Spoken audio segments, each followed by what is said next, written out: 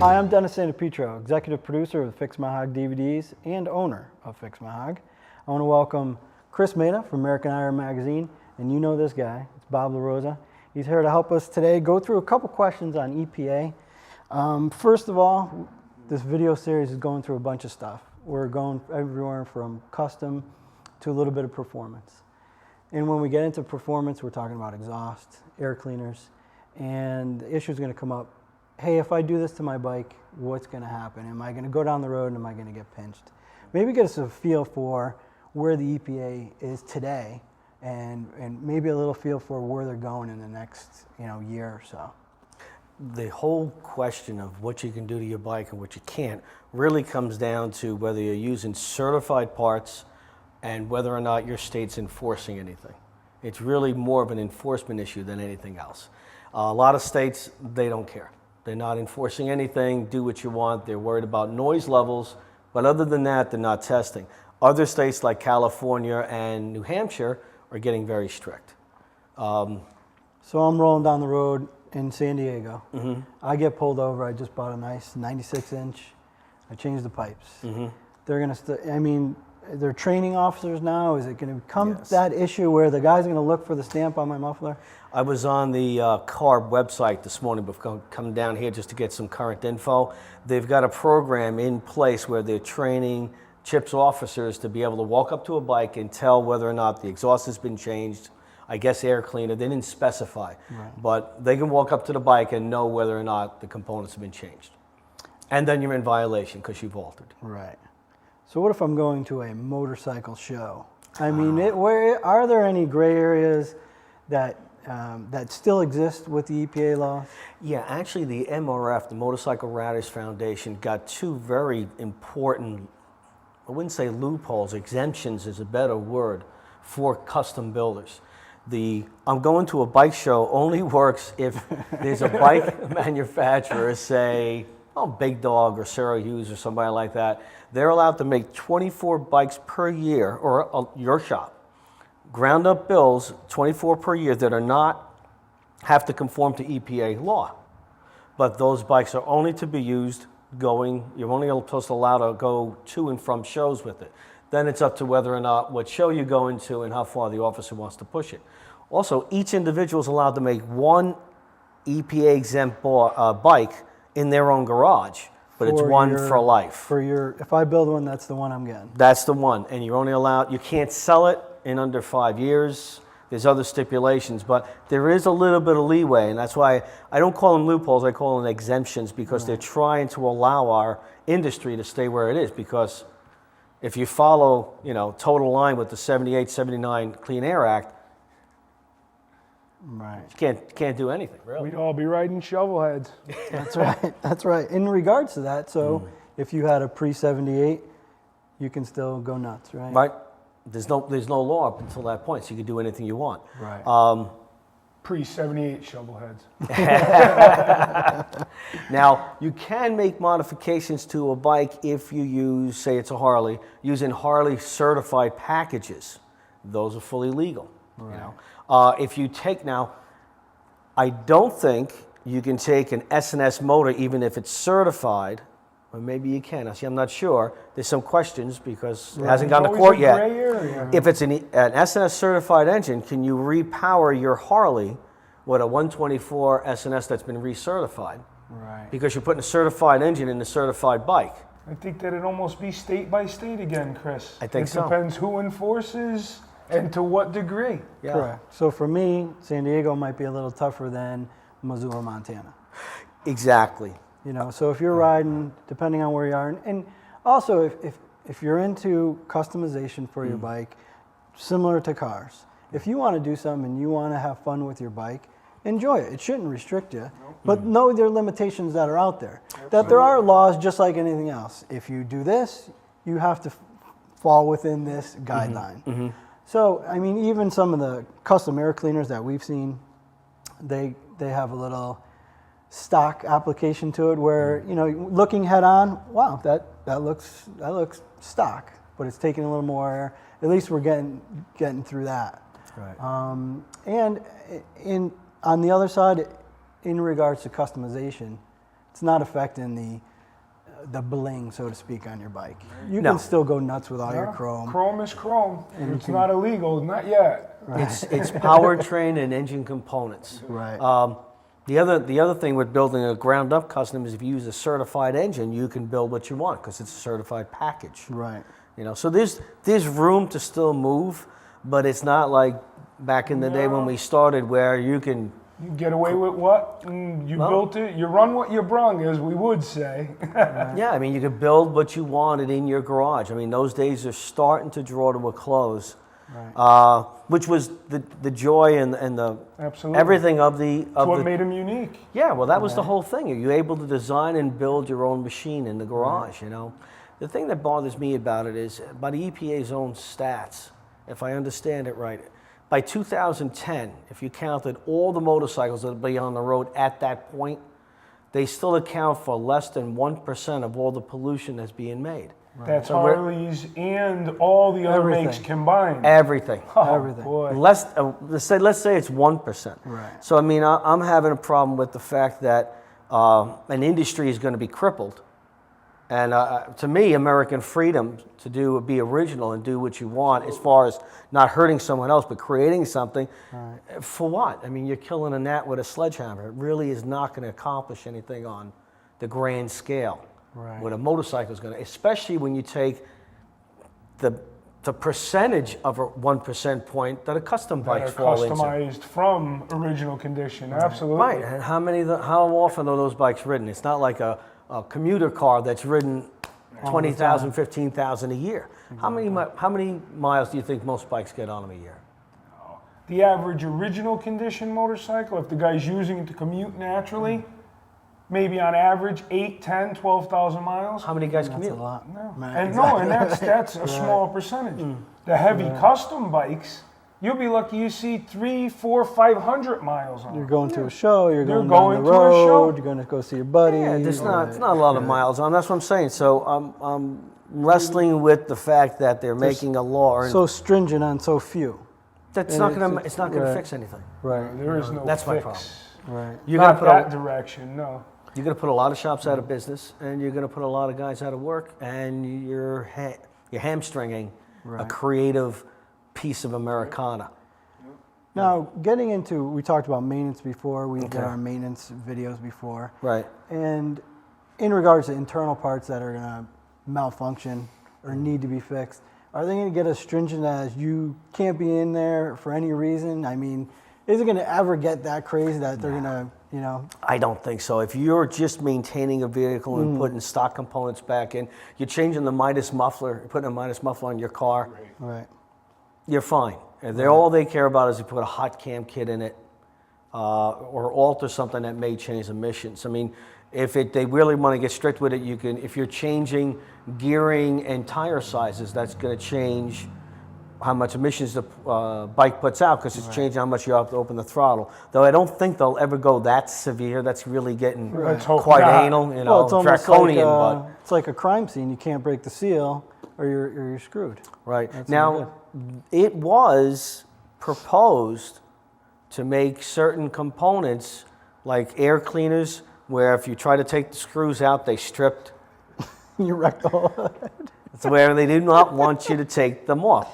You know, it's sort of like the idle mixture screws on carbs. They plugged them so you couldn't get to adjust it. There's a We reason. do got our drill, right? Well, it ran like garbage until you turned it a half a turn. Now it ran okay. Right. How much could you have possibly affected the emissions? But Right. that's why Harley ignitions are not adjustable. Anymore. That's right. Yeah, you can't adjust them because they're set to where they have to be locked in to where they were certified at. Right.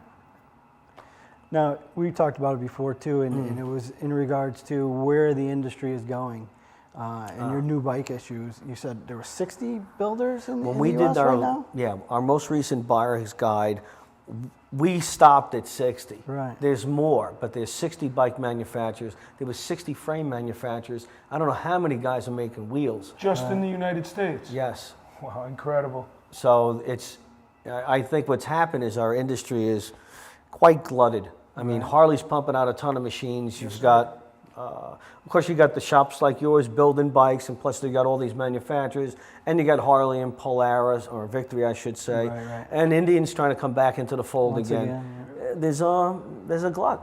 And where do you, I mean, with anything, business is business, economics is economics, and politics is politics. But does Harley and does the metric lines and all that, the bigger, are they going to be the main influence? They're going to conform? Yes, And they have it's to. easier for them to conform. I can't come up with $100,000 to conform, but a bigger company could, right? So do they then become the norm, and EPA goes and says, hey, they did it, so everybody else has to? What happens is the EPA decides what it wants to put out. Right. Then I think it goes to the big five and says, can you meet these numbers, or you must meet these numbers. How much time do you need to meet them, and how long? Right. So there's the grease on the skids. They get that, at least that leeway. Well, they all And do. that- right. But of course, it's easier for the bigger guys to do it because they have more dollars to throw at it. Right. That's why it was important. The MIC got in this engine certification program where you don't have to certify a whole bike anymore. You can certify an engine package. So say a guy wants to build a bike, the guy in the garage wants to build a bike, Right. he can build the entire bike, then Yeah. take this certified engine package, drop it in. Right. It's considered a legal certified bike, and you can still ride it. Even if he assembles it himself at home, So he if doesn't I- have to have a dealership or No. a registered mechanic assemble it? I don't think so. I think, if I understand it correctly, as long as it's a certified engine package, and he can build as many as he wants. But He it's- can only that's build not my one per exempt. lifetime, though? Huh? Is that my one per lifetime No. if I take it out of the box and throw Because it it's in? a certified engine. Yes, Oh, it's because not exempt. already- Wow. Okay. See now, There's our loophole. right, big, say Big Dog and Iron Horse, they make thousands of bikes per year. Right. But if they wanted to build an exempt bike, they can build 24 of them, because they're a manufacturer allowed to build 24 exempt bikes. Right. Now, is But that they also, can build as many certified bikes as they want. now, does that also run with state-to-state stipulations? I mean, like Connecticut, you have to have a manufacturer's license, and you Right. have to have brochures and a building of so many square foot, and you have to manufacture so many bikes a year just to maintain that license. You think that must change state to state, no? Well, if you're considered a manufacturer by your state, you're allowed to make use of the 24 exempt, okay. because you're a manufacturer. Now I understand. That's why there's 60 and plus And plus, Right. manufacturers. So down the road, and we don't know, we can't guess, or where's the future, but Yeah, maybe it'll be fun to do yeah, it anyway. exactly. I like to think I Absolutely. know where I'm going. But the local shops, I mean, it is going to come down to, or is it going to come down to, you don't have the stamp, it's not EPA approved, you came out of that shop, it was stock, when you brought it in, when you rolled it out, is it going to go back to the owner of the individual shops throughout the country? Is the shop owner going to be liable for modifications that they do? Do you think that's the way it's going to go? It's happening in certain states. It is already. For example, there's, in New Hampshire, and I was talking to a shop that does quite a bit of engine work up there. Right now, New Hampshire has it out. He's a state inspection station. If a bike comes in for an inspection and it has been altered, he is not allowed to inspect it. If he inspects it and passes it, he's liable to a fine, which I think is $5,000 or $10,000. Let's shoot 10,000. let's. But he has certified for use on the road a altered vehicle, Right, and the onus is on the shop. right. And then, of course, the owner of the bike is nailed, Right. because now he can't ride that bike on the road. The power of the internet and sending parts and everything everywhere, I take off my heads and want them ported. Mm-hmm. So what if I send them to somebody to be ported? When that person received it, it was stock. Mm-hmm. I mean, could it get that critical that if they did the work on it and sent it back to me, they're doing illegal EPA Well, work? see, now I here's- mean, or is it when I put it back on the bike? I mean, we might be splitting hairs here, but Well, let's say you sent your heads out to be modified. Right. Let's play with a few variables. Right. Sent your stock heads out to be modified. You Right. bolt them back on the bike. The officer that walks up to the bike looks like the stock heads. Can't see. Can't tell. When or if, but in some states it's when, they start to shove the sniffer up the pipe, Absolutely. and they start checking emissions. If you can't tell from the outside it's been altered, and it passes the emissions test because it's still running clean, you you're get your good. sticker. The same as with your car. It's only They illegal don't- when you get caught. Yeah, well, they don't pull it apart, right? Right. That's you made when it through. You made it through. Yeah, if you put high compression pistons in it, but it still passes the You emissions. gotta pass. You pass. You know, the cams are going to be the hardest thing because of the duration, the overlap. And the overlap is letting a bunch of raw fuel right out the end of the pipe. But that's the purpose of overlap. Right. You can't cake and eat it too. Right. It gives you a scavenging effect. Yeah. Absolutely. Yeah. It's what creates power. So there are things you're still going to be able to do. In some states, you're going to be able to do anything you want. I won't name the states, but I know of two that they just, without even looking hard, they don't care. It's not an issue for You'll them. definitely right now. let me know later, though, right? As soon as they turn off the camera. Absolutely. But they don't care. They don't. Now, here's the other shoe with that. Just like the 55-mile-an-hour law, right now the states don't care. You know, that's the government thing. That's the feds. We don't care. If the feds decide to, well, you know, we really don't have that much money for your highways this year. But we'd really like you to start enforcing this EPA mandate. Absolutely. Then you may The have give a and problem take again. And the handshake comes in. Right. Where you said politics is politics and Right. business is business. So we don't know where it's going to go, but you can look at history and say that's what they did with the 55 law. What did they do with seatbelts? Initially, they didn't enforce it. The law went on the books. Then they handed out warning tickets. Then they nail you for $75 anytime they catch you. Right. So I think we're right at that middle ground now with these EPA laws. Right. You know, and again, but a lot of it is, what's the state going to do? They got to enforce. And then going back to it's your bike and you want to do what you want. If you're riding 500 miles a year, you know, your chances of getting busted are probably much lower than that's if you're true, too. riding 15,000. It's very You're true. not on the road all the time. Right. So the chance of getting picked up, unless they're doing something crazy at a rally that you're going to. You're doing a But- whole shot in front of the bar. Yeah, you're gonna unless get- you're being the You're idiot. just asking for Right. it. You said that, and I think we're all seeing it, that the industry is getting full. Yes. If you have all these frame builders and all these manufacturers, do you think the ones that'll float to the top will start playing with the bigger boys and providing them product that will be then for certified and filtered back through? That, you know what I'm trying to get to on that point? What's going to happen is, remember, say 10 years ago, you had a group of people building these bikes. Well, when it leaned out, say you had 20, 30 of them, it dropped down to 10 or 15. Right. Because all of them are not going to be able to stay in business. The better ones will stay in business. Some good ones will probably drop out because they just came into the game too late. They don't have a big enough name Right. to sell through. Some of the manufacturers already make parts for Harley or other. Right. Years ago, Kirker used to make a 2-into-1, and it had Kirker's name on it, but it was Kirker by Harley Davidson embossed into the exhaust system. They're on my 84 This has FXL. been going They're on on for. there. I put that exhaust on. I do remember. You know, but again, it's like you mentioned. The strong companies, the cream will rise to the top, and if they have to feed Harley Davidson, Then they'll feed them. Well, also they'll feed the industry. I don't think the Right. industry is going to go away. I think we're just going to get little shops like yours are going to feel the bite before anyone else. That and the aftermarket manufacturers. Right. They're going to feel it. sure. One last thing: you can never make your certified motorcycle now EPA exempt. If you have a Harley and it was certified, of course it was before it was sold, you can't now say, well, that's going to be my exempt bike. You can't. I would never even thought of that. You can alter, yes. You cannot alter a certified bike. You can build it Good from the idea, ground though. up. Right. Now, the other nice thing about that One for Life, you build it with this soft tail frame. You can change that thing every year because the number's on the frame. Right. It doesn't say what it is. It's an exempt bike. So this year it's got a 155 engine your in it. Next project year it's bike. got a 60 cubic inch engine in it. That's your project bike for life. Right. And This then year it's that's got your- bags. yeah, Next right. year it's got, it's a chopper. That's true. You know, so it's a very powerful law. Right. And you just pointed back, and that's the 96 cubic inch up on the left there. Nice motor. I know you've been on them. You wrote about them in the magazine quite a bit. What do you think? I mean, It's a nice motor.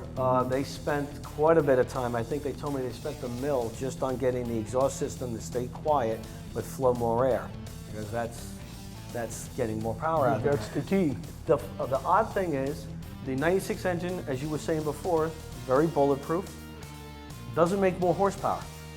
It makes more torque. So you feel it seat of the pants. Because all you want is torque. That's, to me, torque is the most important of the two. Yeah, well, you know, when you get to the higher RPM, remember the heads are still stock 88 twin cam heads. So they're not flowing enough air to feed it on the high RPMs. But it's an excellent, excellent motor. The 6 speeds are nice. Absolutely. That's a nice gig. Get it 6 right out of the Never have box. enough top-end gear. On the topic of EPA, when and if does Harley Davidson are they forced to make something water-cooled other than the V-Rod There you go. for emission's sake? All right, here's Does it give us more consistency in temperature? Yeah. Other than the V-Rod we have already?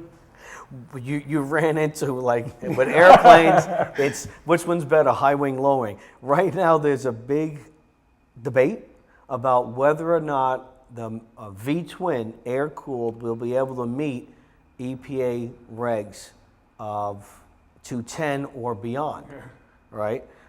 Some people feel that you can't run the chambers that hot without them being water jacketed or you're going to smoke the motor. Other people say you can, and you can run a catalytic converter in the exhaust, which means the heat is in the exhaust pipe, not in the head, burning on whatever carbons you have left. So some people say you can get around it that way. A lot of people feel the V-Rod was made because of the upcoming EPA regs. You can't do it with a water-cooled. Harley made the V-Rod, and it's going to branch that family out to Dyna, Softail, and Bagger models. Get used to the 60 degree because Yes. it's already here. Yes. That's what some people feel. Okay. Harley, of course, will never comment on what is coming down the road, and I can't blame them. Some people feel that, some people don't. Some people feel that they can keep the 45 and they'll make it conform, and they can do that. So it's a very good question. I don't have I'm a just better answer than curious. that. No, Chris, I There's a appreciate reason. your honesty. Absolutely. Well, I appreciate you coming by. Oh, my It's pleasure, been, man. It's been a good series we put together, I think, and we're bringing people from the maintenance level and bringing them up into customization. But we did want to bring up the issue.